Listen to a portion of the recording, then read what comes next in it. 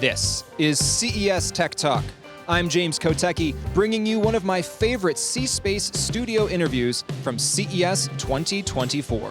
I had a lot of great conversations in Las Vegas, and I know you're going to like this one, so enjoy. Welcome back to the C-Space studio here at CES 2023. I am James Kotecki. Joining me right now, Steve Bagdasarian, Chief Commercial Officer, Comscore. Thanks so much for coming back to the C-Space studio. Well, thanks for having me.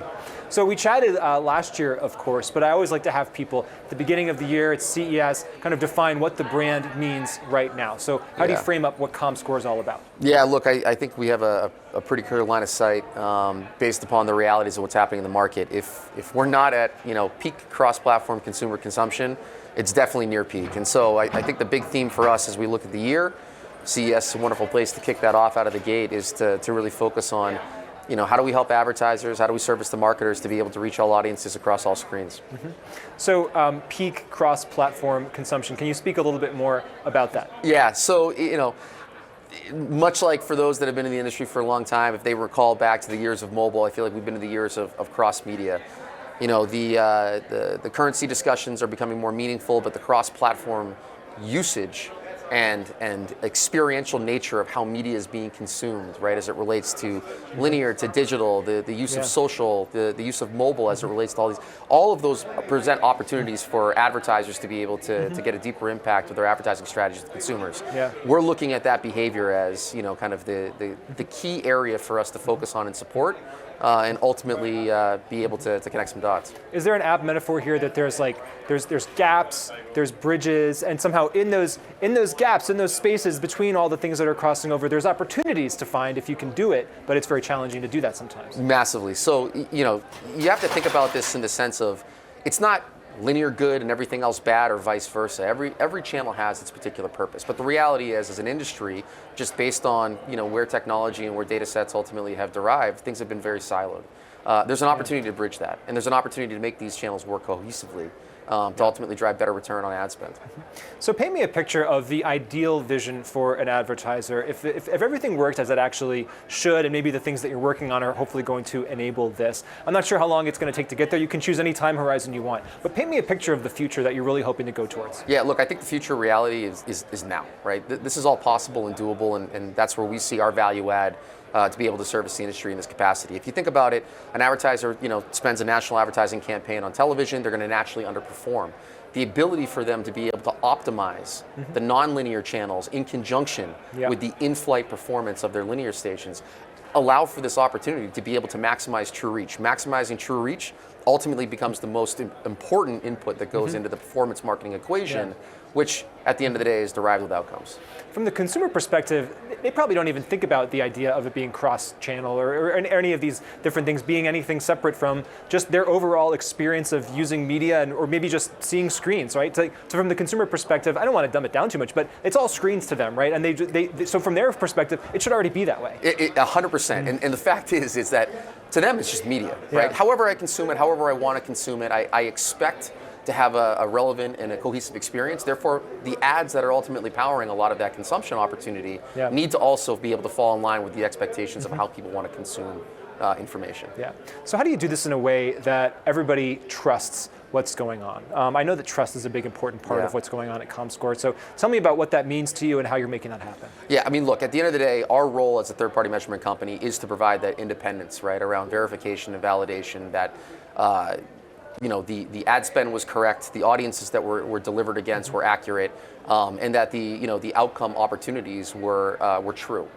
So for us, we take the third-party independence and the role that measurement needs to play in this space as the critical role that Comscore needs to continue to facilitate. And frankly, that's why we support accreditation. We support the opportunity for open looks at our methodologies and so forth. But that trust factor comes down to the role that we have to embody as an organization and the services that we supply to the market. Do you feel like, even if you're able to provide all those elements of trust, do you feel like the market or the industry has been in a position where there hasn't been as much trust as there should be, and people kind of need to catch up to the reality of where you are, where the technology is, of what's possible? Is there still some mistrust, in other words, that you're trying to quash? I think sometimes trust and confusion are two things that ultimately coincide with each other. look, at the end of the day, this is a complicated industry, and the role of measurement in this industry is going to be complicated no matter what. But the opportunity to be transparent with how our methodologies are built, the data assets by which we are leveraging, the systems and the architecture of our technology, all of those things need to be visible back to an audit-based opportunity to be able to really build that that trust by demystifying the confusion around how measurement ultimately is derived in the space. We are here at C-Space. I understand you gave a presentation with Google and the NFL. How did that go? What was that about?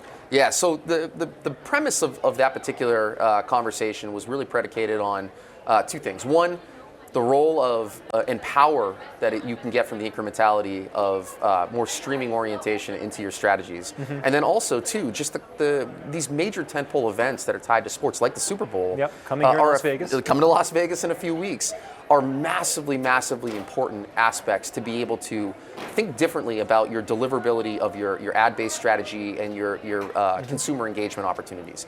What we know coming out of this is, when you look at the younger demographics, include Gen Z, of the consumers that viewed the Super Bowl on YouTube, right, 60% of them did not see ads on linear, right? That was truly incremental reach back to the end advertiser. On the flip side, what we're seeing and what the NFL did a fantastic job articulating is that this is no longer, these tentpole events are no longer just about the event. It's about the build-up. It's about the event. It's about the post. It's a tentpole, and then there's a tent beyond the tentpole. Right? And we're getting into this phase now with these major events about being these leaned-in experiences, which require a whole different methodology. Cross-platform is not about the deliverability of one asset across a multitude of different experiences or screens. It's about actually looking at the consumer behavior and being able to capitalize on it in the best integrated way possible. I think there could be a brand or a marketer listening to this and think, that sounds exhausting. That sounds like way more work than I was even thinking it would be, and I already thought it would be a lot of work. Is that really what it's going to take? Is like more people, more brains, more technology, more firepower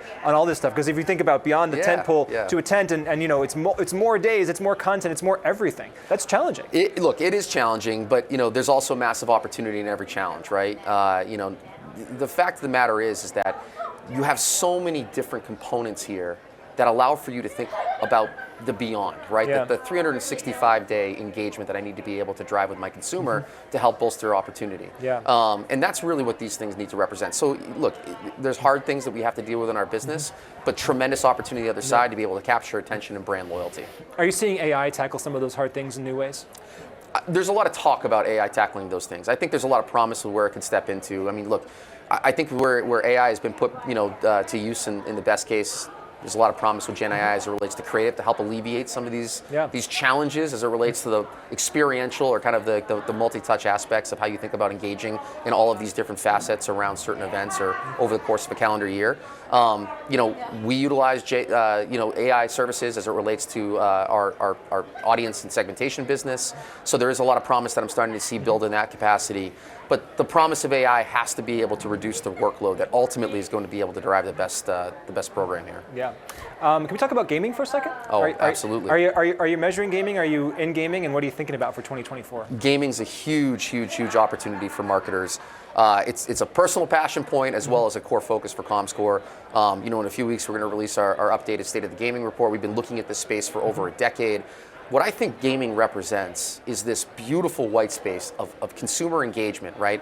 You have users that are in a logged in state, highly attentive and engaged. You have fantastic integration opportunities. You have users that are transacting in those environments. It is a natural extension that is underappreciated at this phase within the marketing strategy as we think about all of those different kind of cross-screen opportunities. And I think we're going to see a rise of it. And frankly, it's becoming more of a topic.